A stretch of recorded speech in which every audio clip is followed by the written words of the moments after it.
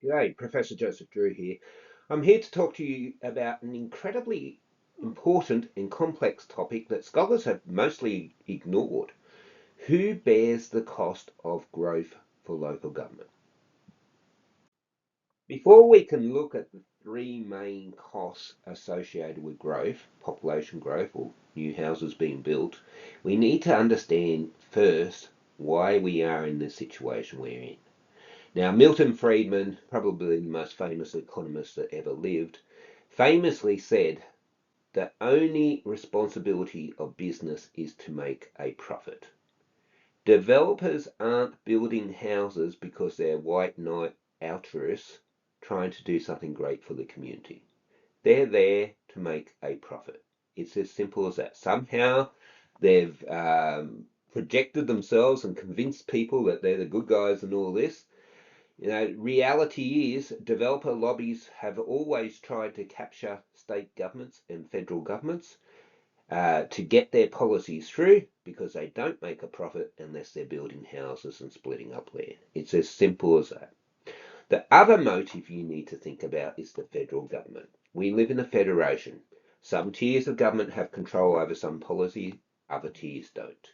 And in our federation, the Commonwealth federal government has control over immigration policies, which is the main driver of growth in Australia. These are just facts, and I don't have a particular opinion about it.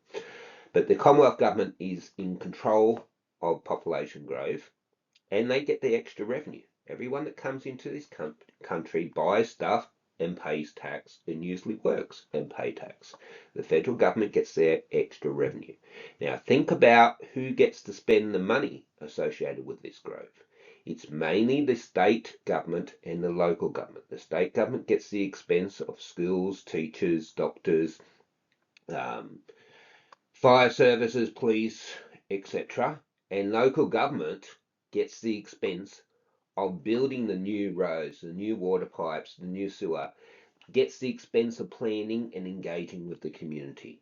So this is why we have a big reason about why we have the situation we have in Australia.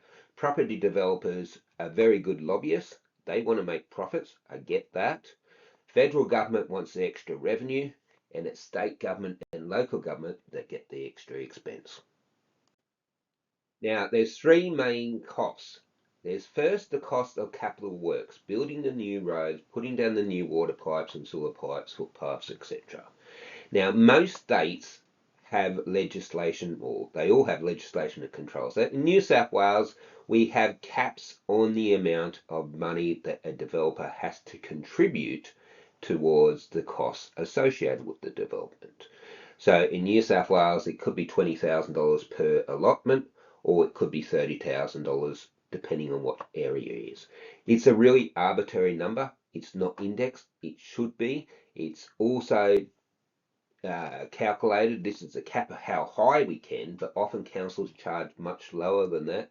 It's calculated according to Nexus and what the costs of providing the services are. And these things can be challenged in court and frequently are. The long and the short of it is you do not want to take on the developer lobby because you will lose. Now, some people do or do not know that a big impetus behind amalgamations in every state has always been the Property Council of Australia, that lobby group. We vote for politicians. It's the lobby groups that dictate policy. And I've had run-ins with the developer lobby, and it's not pleasant.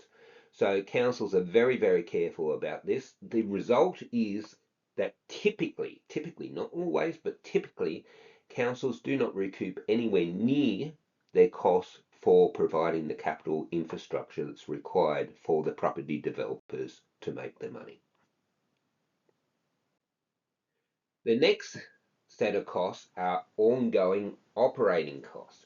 Each new property will have ongoing costs associated with it. Now, I've proved in a paper using a panel of data based on New South Wales going back many, many years that the operating expenditure grows faster than the own source revenue. It's just a fact.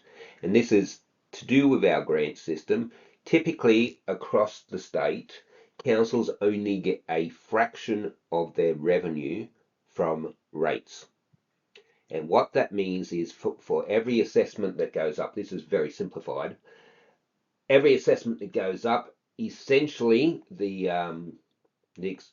expenditure associated with it goes up 100%, but the revenue associated with it only goes up by a fraction. And this is why we get the situation we get. So typically growth will make the sustainability journey harder and will cause problems for local government.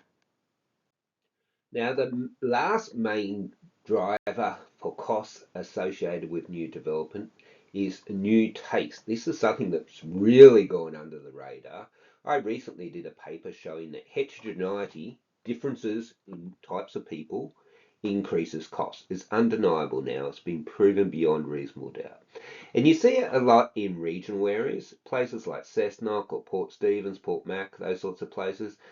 People move in there from Sydney, used to the awesome local government services they get in Sydney and lower rates that they typically pay in Sydney as a proportion of incomes. They move out to the regions and they start demanding Sydney-like services and Sydney-like rates. And that puts a huge strain on the financial sustainability of local government. So all these new people come in with different things that they want. They start expressing those demands. Councils tend to respond to those demands, and that results in additional expenditure. Look, I don't blame people for using the rules that we've established in Australia. I don't blame the developers for making a profit. I don't blame people for coming to Australia. We had an awesome standard of living. Of course, you would want to come here and partake of that.